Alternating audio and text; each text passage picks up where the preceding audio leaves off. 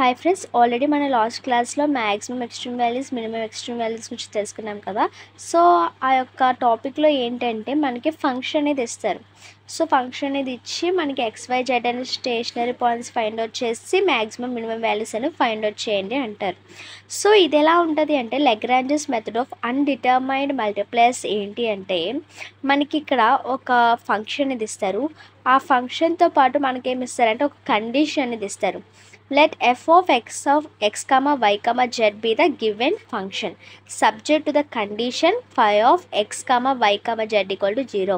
So ఇక్కడ మన function అనేదాన్ని f of x comma y comma z అనుకుంటున్నాం. అదేవిధంగా కండిషన్ అనేదాన్ని phi of x comma y comma z అని అనుకుంటాం. సో ఈ టైప్ ఆఫ్ క్వశ్చన్స్ అడిగితే మనం ఈ మెథడ్ అనేది యూజ్ చేస్తాం. సో దీనికి సంబంధించి ఒక వర్కింగ్ రూల్ ఏంటంటే మనం ఏంటంటే ఒక ఫామ్ ఏ లెగ్రాంజెస్ ఫంక్షన్ మనం ఏంటంటే లెగ్రాంజెస్ ఫంక్షన్ అనే ఒక ఫార్మేట్ అనేదాన్ని మనం తీసుకోవాలి. సో దీన్ని లెగ్రాంజెస్ ఫంక్షన్ అనుకోవచ్చు, లేదంటే యాక్సిలరీ ఫంక్షన్ అని కూడా అనుకోవచ్చు. సో ఇక్కడ మనం ఏంటంటే లెగ్రాంజెస్ ఫంక్షన్ అంటే ఏంటంటే function plus next lambda into condition అన్నమాట. సో ఇక్కడ ల్యాండా అంటే ఏంటంటే మనం ఇక్కడ తర్వాత కొన్ని స్టెప్స్ అనేవి ఫాలో అవుతాం. ఆ స్టెప్స్ తర్వాత మనం ఆ యొక్క ల్యాండా వాల్యూ అనేది మనం ఫైండ్ అవుట్ చేస్తాం అన్నమాట. Where lambda is the Lagrange's multiplier which is to be determined by the following conditions. So ఈ ఫాలోయింగ్ కండిషన్స్ ద్వారా మనం ఈ ల్యాండా అనేది ఫైండ్ అవుట్ చేస్తాం. ఈ ల్యాండా అనేది ఏంటంటే లెగ్రాంజెస్ మల్టిప్లైయర్. ఓకే, సో ఇక్కడ the necessary condition to have extreme value are. So ఇక్కడ ఏంటంటే ఇప్పుడు ఏదైతే లెగ్రాంజెస్ ఫంక్షన్ వస్తుంది, సో ఇక్కడ మనం వీటిలోనే సబ్స్టిట్యూట్ చేశాక మనకు ఒక లెగ్రాంజెస్ ఫంక్షన్ అనేది వస్తుంది కదా. సో ఈ లెగ్రాంజెస్ ఫంక్షన్ అనే దాన్ని మనం డిఫరెన్షియేట్ చేయాలి పార్షియల్గా with respect to X, with respect to why, with respect to Z చేసి దాన్ని ఈక్వల్ టు 0 చేయాలన్నమాట. సో మరి do F by do X అంటే ఏంటి? ఎఫ్ అంటే ఏంటి? క్యాపిటల్ ఎఫ్ అంటే లెగ్రాంజెస్ ఫంక్షన్. సో ఇందులో ఏమేమి ఉంటాయి? సో ఇది చేస్తున్నాము అంటే అర్థం ఏంటి? Do F by do X plus lambda into do phi by do X equal to 0. ఓకేనా? అంటే దీనికి మనం అంటే ఈ రెండింటికి మనం పార్షియల్ డిఫరెన్షియేషన్ చేస్తామని అర్థం. ఓకే కదా. సో ఇలా చేసిన తర్వాత with respect to why, with respect to z చేశాక వాటిని సెకండ్, థర్డ్, 4 ఈక్వేషన్స్ అని అనుకుంటాం. ఈ 3 ఈక్వేషన్స్ ఏంటి? మనకి లెగ్రాంజెస్ ఈక్వేషన్స్ అనమాట. సో ఇదేంటిది? ఇది వర్కింగ్ రూల్. సో ఒక ప్రాబ్లం అనేది చూద్దాం. Find the maximum and minimum values of x plus y plus z subject to. చూడండి ఇక్కడ మనకి క్వశ్చన్స్ అందులోనే మ్యాక్సిమం మినిమం అని అంటారు, ఇందులోనే మ్యాక్సిమం మినిమం అని అంటారు. కాకపోతే ఇక్కడ మనకి కండిషన్ అనేది ఇస్తారు. ఓకేనా? సో అక్కడ అలాగే ఇవ్వరు. సో ఇక్కడ ఏంటి? Given. So first of all given ఏంటంటే మనం ఏమనుకున్న ఫంక్షన్ అనేదాన్ని ఎఫ్ ఆఫ్ అనుకున్నాము, అదేవిధంగా కండిషన్ అనేదాన్ని ఫై ఆఫ్ అనుకున్నాం కదా, అదే విధంగా తీసుకుందాం గివెన్ కూడా. So f of x comma y comma z అంటే ఏంటి? X plus y plus z. అదేవిధంగా ఫై ఆఫ్ అంటే కండిషన్ ఏంటి? 1/x plus 1/y plus 1/z equal to 1. So ఆ 1 అనేది లెఫ్ట్ సైడ్ వచ్చేస్తే -1 అయిపోతుంది. సో నెక్స్ట్ మనకు వచ్చేసరికి ఏంటి? ఆక్సిలరీ ఫంక్షన్ అనేదాన్ని ఫైండ్ అవుట్ చేయాలి. Auxiliary function is nothing but Lagrange's function. So Lagrange's function ఏంటి? ఫస్ట్ ఏదైతే ఫంక్షన్ ఉంటుందో అది రాసుకుంటాము, తర్వాత ల్యాండా రాసుకుంటాము, ఇంటూ మనకి ఏదైతే కండిషన్ ఇచ్చారో అది రాసుకుంటాం. ఇక్కడ అదే విధంగా ఫస్ట్ ఏంటి? మనకి ఏదైతే ఫంక్షన్ ఇచ్చారో ఆ ఫంక్షన్ రాసుకుంటున్నాము, అదేవిధంగా ల్యాండా ఇంటూ ఏదైతే కండిషన్ ఇచ్చారో దాన్ని రాసుకున్నాం. దీన్ని ఇప్పుడు మనం ఏమనుకుంటున్నామంటే ఈక్వేషన్ 1 అని అనుకుంటున్నాము. ఇప్పుడు ఈ ఈక్వేషన్ 1 అనే దాన్ని differentiating 1 partially with respect to x comma y and Z.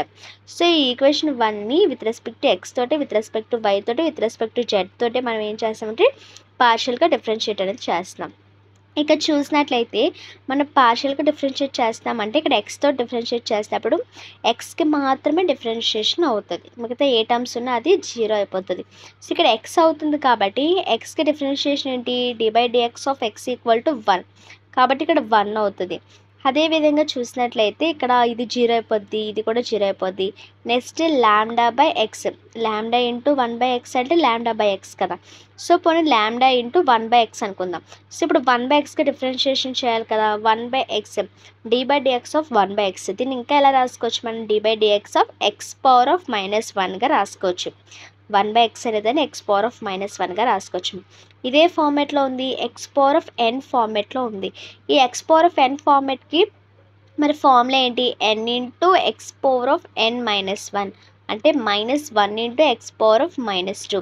మరి దీన్ని ఎలా రాసుకోవచ్చు అంటే -1 ఈ x⁻²ని మనం 1/x² రాసుకోవచ్చు.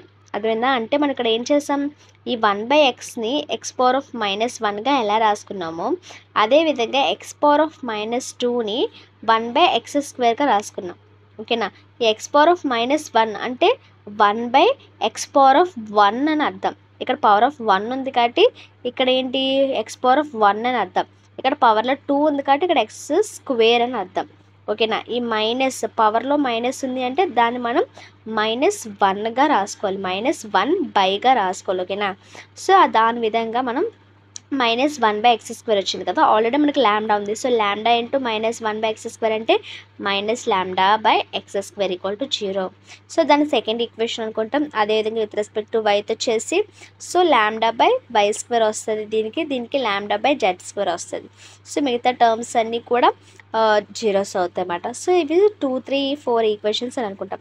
ఇప్పుడు ఈ సాల్వింగ్ 2, 3, 4 ఈక్వేషన్స్. సో ఇప్పుడు ఈ సాల్వ్ చేస్తామన్నమాట. ఎలా చేస్తాము అనేసి అంటే ఫస్ట్ ఈ 1 - λ/x² తీసుకుందాం. ఈ 1 - λ/x² తీసుకున్నప్పుడు ఇక్కడ 1 అనేది ఇక్కడ మనకి ఇక్కడ ఇలాగే ఉంచుతాం. ఈ -λ/x² అనేదాన్ని అటువైపు తీసుకెళ్ళిపోతాం రైట్ సైడ్. అప్పుడు ఇది ఏమైపోతుంది +λ/x² అనేది అవుతుంది. ఓకేనా?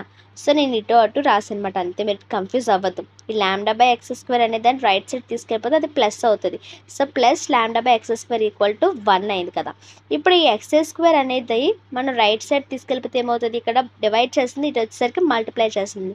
సో 1 × x² అంటే ఏమవుతుంది x² అవుతుంది.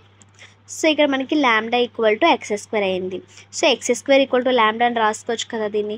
సో అదేవిధంగా ఈ స్క్వేర్ అనేది మనం రైట్ సైడ్కి తీసుకెళ్ళిపోతే ఏమవుతుంది రూట్ అవుతుంది. అవునా?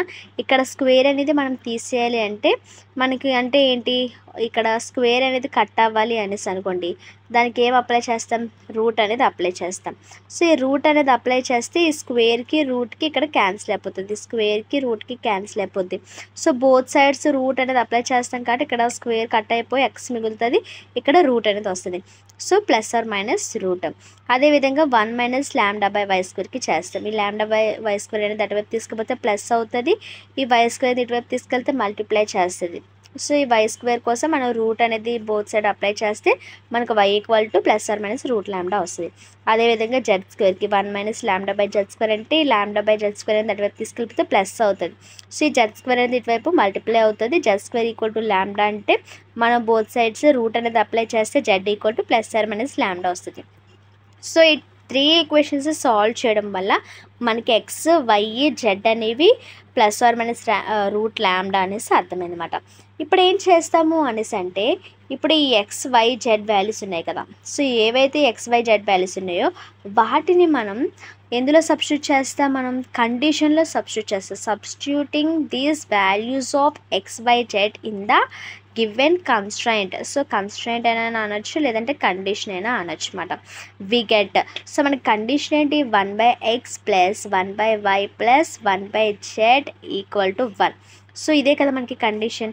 ఈ కండిషన్లోన మనం ఏం చేస్తాము అంటే ఈ వీటిని మనం అప్లై చేస్తాం. x ప్లేస్లో రూట్ λని, y ప్లేస్లో రూట్ λని, z ప్లేస్లో రూట్ λని మనము అప్లై చేస్తాం. ఇప్పుడు ఏమవుతుంది, ఇక్కడ ఏంటి మనకి ఎల్సిఎం అనేది సేమ్. సో రూట్ λ సేమ్ అయితే ఏం చేస్తుంది, పై ఉన్న అన్నీ కూడా యాడ్ అవుతాయి. సో 1 + 1 + 1 = 1. సో ఇక్కడ ఎన్ని ఉన్నాయి 3. సో 3 కాబట్టి 3/√λ = 1. ఈ రూట్ λ అనేది ఇక్కడ డివైడ్ చేసి ఇటువైపు వస్తే మల్టిప్లై చేస్తుంది. సో 3 = √λ అంటే ఏంటి, ఈ రూట్ λ అనేది ఉంది కదా, ఈ రూట్ λ అంటే మరి ఏంటి, మనకి ఇక్కడ రూట్ λ ఉంది, ఇక్కడ రూట్ λ ఉంది, ఇక్కడ రూట్ λ ఉంది. సో మనం ఈ రూట్ λ ప్లేస్లో ఏం సబ్స్టిట్యూట్ చేయొచ్చు, 3 సబ్స్టిట్యూట్ చేయొచ్చు. సో మనం ఈ రూట్ λ ప్లేస్లో 3 అనేది సబ్స్టిట్యూట్ చేస్తే మనకేమొస్తుంది, x = +or-3 వస్తుంది, y = +or-3 వస్తుంది, z = +or-3 అనేది వస్తుంది. అర్థమైంది కదా.